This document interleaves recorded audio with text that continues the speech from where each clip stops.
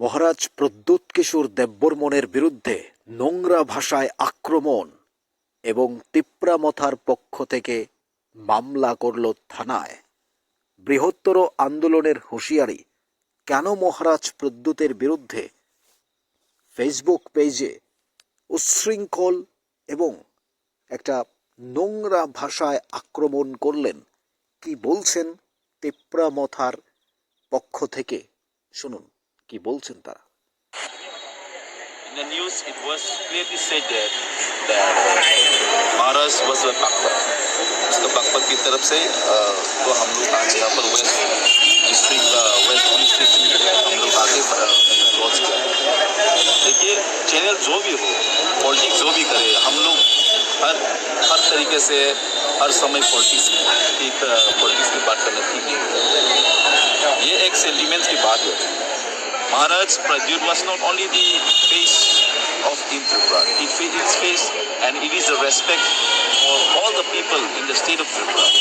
तो ये सब चीज़ को देखने के लिए थोड़ा हम लोग बहुत दुख हुआ कल, और बहुत सारा हमारा लोगों ने फ़ोन किया कि कोई लोग इसको उठाते नहीं। इवन सारा प्रेस वाला हमारा जो प्रेस भाई और बहनों हमारा खुद का वो लोग भी। কেন মহারাজ প্রদ্যোতের বিরুদ্ধে ফেসবুক পেজে এভাবে আক্রমণ করেছেন? তার বিরুদ্ধে অ্যাকশন নেবেন তিপ্রামথার পক্ষ থেকে হুঁশিয়ারি দিয়েছেন বৃহত্তর আন্দোলনের। তাদেরকে খুঁজে বের করতে হবে কারা এসব কাজ করেছেন, কেন করেছেন। মহারাজ প্রদ্যোৎ তিপ্রামথার অন্যতম প্রতিষ্ঠাতা, এ রাজ্যের উন্নয়নের অন্যতম, তিপ্রামথাকে ডেভেলপমেন্ট করার জন্য, এডিসিকে এগিয়ে নিয়ে যাওয়ার জন্য মহারাজ প্রদ্যোৎ পথ প্রদর্শক, আলোর দিশারি। তিপ্রামথার পক্ষ থেকে মহারাজ প্রদ্যোতের বিরুদ্ধে যে অভিযোগ করা হয়েছে, যে ফেসবুক পেজে অভিযোগ করা হয়েছে, তিপ্রামথার পক্ষ থেকে তিপ্রাসারা তার প্রতিবাদ জানিয়েছেন।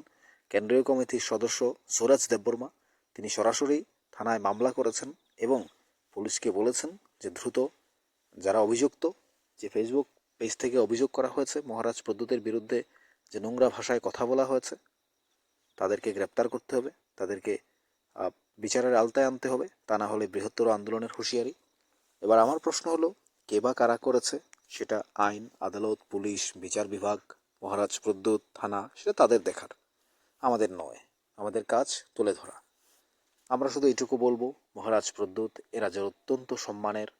মহারাজ প্রদ্যোৎ কিশোর দেববর্মন এ রাজ্যের রাজপরিবারের সুযোগ্য সন্তান এবং পরিবারের সদস্য হওয়ায় তার শরীরে রাজরক্ত বইছে এবং মানুষের উপকার করছেন। মহারাজ প্রদ্যোৎ তিপ্রাসাকে স্বপ্ন দেখাচ্ছেন, আলোর পথে নিয়ে যাওয়ার চেষ্টা করছেন, জনজাতিকে ঐক্যবদ্ধ করেছেন। তিপ্রাসা হাইকোর্ট তিপ্রাসা চুক্তিতে সাইন করেছেন।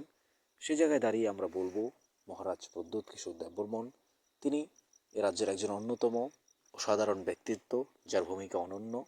আমরা চাই মহারাজ প্রদ্যোৎ কিশোর দেববর্মন তিনি যেভাবে তিপ্রামথাকে প্রতিষ্ঠা করেছেন, তিপ্রাসাকে এগিয়ে নিয়ে যাচ্ছেন, তার বিরুদ্ধে এই অভিযোগ, এই অনাচার, এই নোংরা ভাষায় কথা বলা আমরা মনে করি একেবারেই ঠিক হয়নি।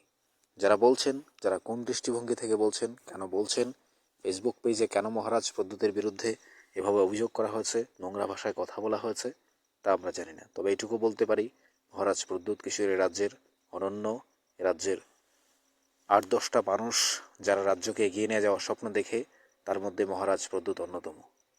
আর মহারাজ প্রদ্যোতের বিরুদ্ধে এই ধরনের অভিযোগ সত্যিই তো আমাদের জন্য লজ্জার, কারণ এ রাজ্যের রাজারা আমাদের রাজ্যের ইতিহাসে জলজল করে জ্বলছেন।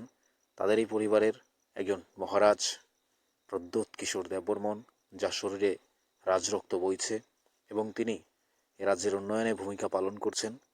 তিনি কখন, কোথায়, কাকে, কিভাবে সাহায্য করছেন, এটা শুধুমাত্র মানুষ জানেন, যাদেরকে সাহায্য করছেন তারা জানেন। নীরবে মহারাজ প্রদ্যোৎ অনেক কাজ করছেন, রাজ্যের উন্নয়নে কাজ করে যাচ্ছেন, কিন্তু তার বিরুদ্ধে অভিযোগ কেন করেছেন, কারা করেছেন, ফেসবুক পেজ থেকে নোংরা ভাষায় কেন কথা বলেছেন, তার উত্তর বিচার বিভাগের সামনে, আইন বিভাগের সামনে, পুলিশ প্রশাসন তাদের সামনে যারা করেছেন তারা দেবেন।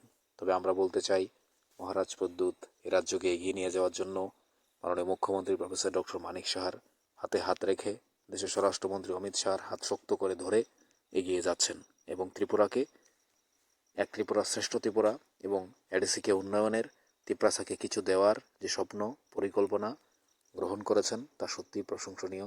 আমরা চাই মহারাজ প্রদ্যুতের বিরুদ্ধে এই ধরনের অভিযোগ কেউ না করুক এবং বিচার বিভাগ আইন বিভাগের দ্বারস্থ না হয়ে নিজেরা নিজেদের মতো থাকা উচিত এবং মহারাজ প্রদ্যুৎকে সম্মান করা উচিত বলে আমি মনে করি। আপনাদের কি মনে হয় জানাবেন কমেন্টস বক্সে। থাকুন নিউজ ত্রিপুরা 1 চ্যানেলের সাথে। আপনার ভালো লাগলে চ্যানেলটিকে সাবস্ক্রাইব করুন।